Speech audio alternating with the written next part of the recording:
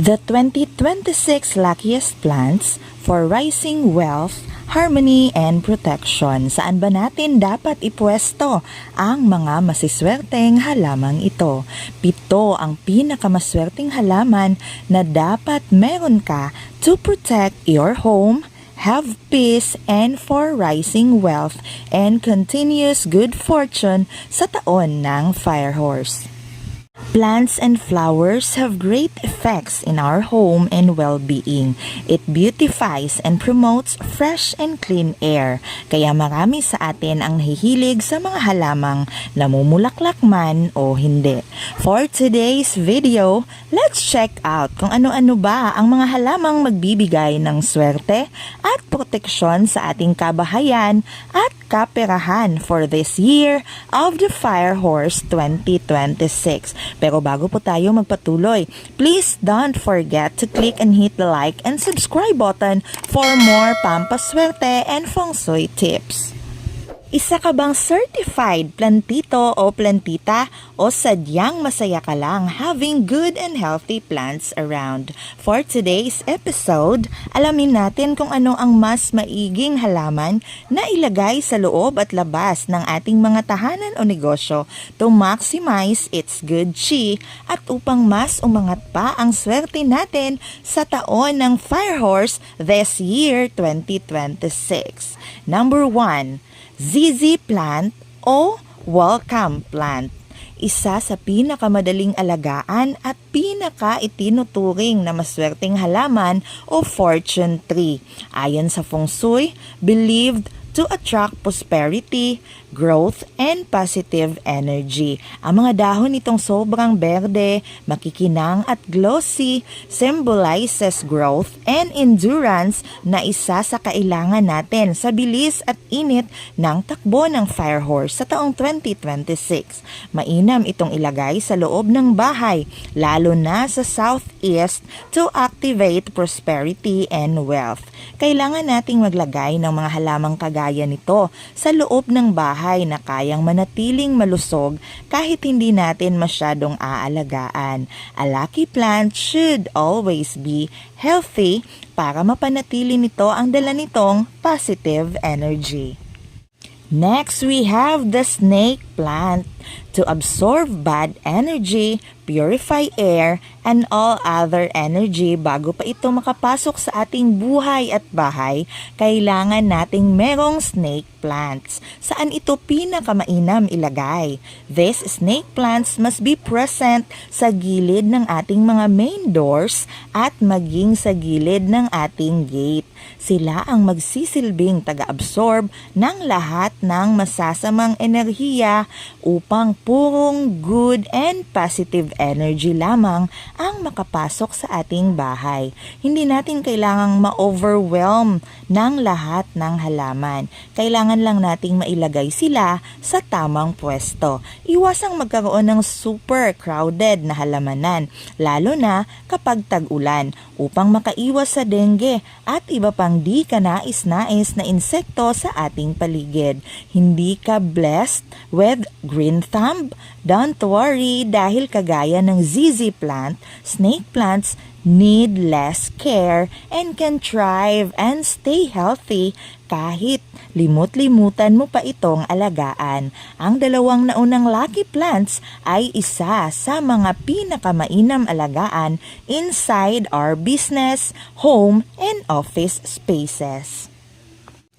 Number 3, we have peace lily for peace, harmony, positive energy, and renewal.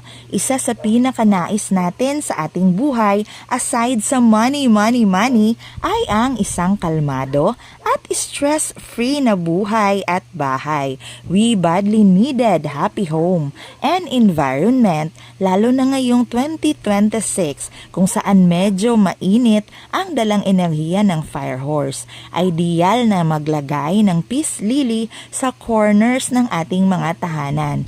Place in front of sharp corners or shachi to diffuse negative energy and soften harsh lines. Number 4, hindi mawawala ang money tree. Kung tuloy-tuloy na magandang pasok ng pera at kaunlaran ang iyong main goal sa taong 2026, this luckiest money tree ang isa sa pinakasikat na simbolo according to Feng Shui. It is mainly used to attract money and good fortune at nilalagay sa southeast o wealth direction ng tahanan for positive energy flow. It is valued for its braided trunks and 5 leafed stems na siyang sinasabing kumakatawan sa 5 elements na wood, fire, water, earth at metal, promoting balance and success in life. Kung sa negosyo o opisina naman, ito ay nilalagay sa mismong mesa o working table o sa malapit mismo sa kaha to invite harmonious energy and acts as centerpiece and wealth advancement. Note, money tree needs and prefer bright, indirect sunlight at sinasabing isa ito sa pinakamagandang irigalo if you really wish good luck and success for that someone special. Number 5 ay ang jade plants. Kagaya ng lahat ng mga nabanggit na masiswerteng halaman, ang jade plant ay isa sa pinakamaswerteng halaman for good fortune and growing wealth. Kung feeling mo ay nagiging stagnant na ang iyong status at kabuhayan, try having jade plant at ilagay ito malapit sa iyong front door, sa southeast corner, or sa iyong mismong desk for abundance. Minsan ay tinatawag din itong money plant dahil sa hugis coin nitong mga dahon. Kapag ikaw ay nakatanggap ng jade plant as a gift, sinasabing mas mataas ang taglay nitong positive energy and it symbolizes good luck and deep relation. Number 6 ay ang golden putos. Isa sa pinakamagandang money plant according to Feng Shui na hindi lamang nag-a-attract ng kaperahan but its trailing vine symbolizes continuous upward success and growth. Madali din itong alagaan and these characteristics represent the continuous flourishing wealth and personal development. Ito ay isa sa pinakamainam na tagabalanse ng mga stagnant energy, lalo na sa mga areas na minsan na lamang nating pinapansin at pinapaarawan sa ating mga tahanan. Kaya't mainam itong ilagay sa ibabaw ng mga cabinets o sa mga empty corners. Mainam din itong taga-absorb ng negative energy at radiation from electronic devices. Kaya maganda rin itong ilagay malapit sa ating mga computers, TV, at Wi-Fi routers. And the last but surely not the least, we have the lucky bamboo plant. Isa sa sinasabing cure o lunas para sa kamalasan ang lucky bamboo plant. It is very popular for attracting positive chi and wealth, ngunit ang swerteng dala nito ay naaayon sa bilang ng stems o stalk nito, kung kaya't kinakailangan nating maging maingat din sa pag-aalaga dito. One stalk means strong, united, and a fresh start. 2 stalks means love, happy marriage, and good relationships. 3 stalks for happiness or fu, wealth o lu, and long life o so. Ito ang pinakamainam na number of stems ng lucky bamboo plant. Iwasan ang 4 stems o stalk na bamboo plant dahil it is considered very unlucky o sobrang malas dahil ang 4 in Chinese sounds similar to death o kamatayan.